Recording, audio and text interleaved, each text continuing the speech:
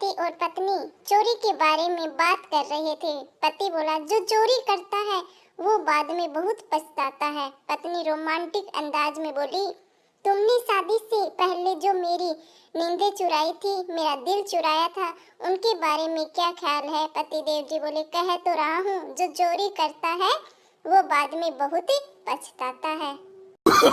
No, no, no, no.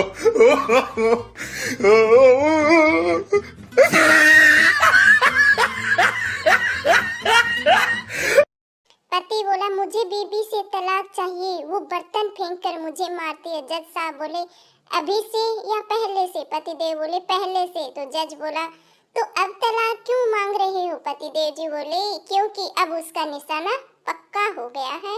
No, no, no, no.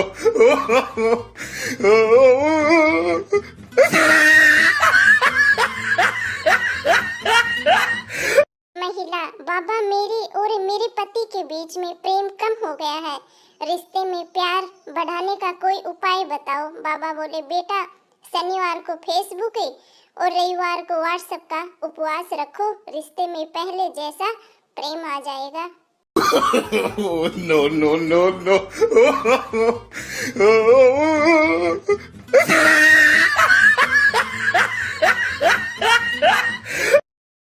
संता और बंता 8वीं बार fail हो गए। संता बोला, चल अब खुदकुशी कर लेते। बंता बोला, साले पागल हो गया है क्या? अगले जन्म में फिर नर्सरी से शुरू करना पड़ेगा। No, no, no, no.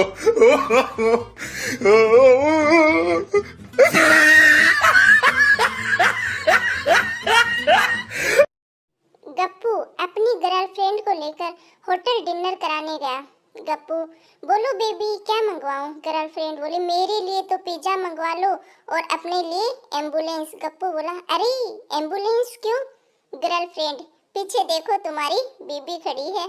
No, no, no, no.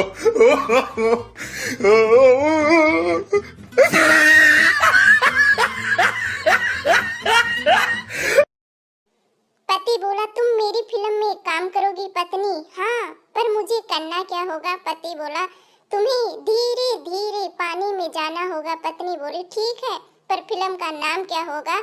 पति देव जी बोले, गई भैंस पानी में। No, no, no, no.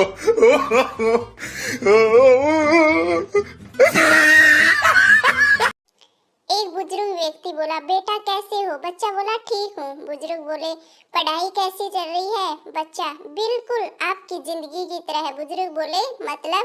बच्चा बोला, भगवान भरोसे। No, no, no, no.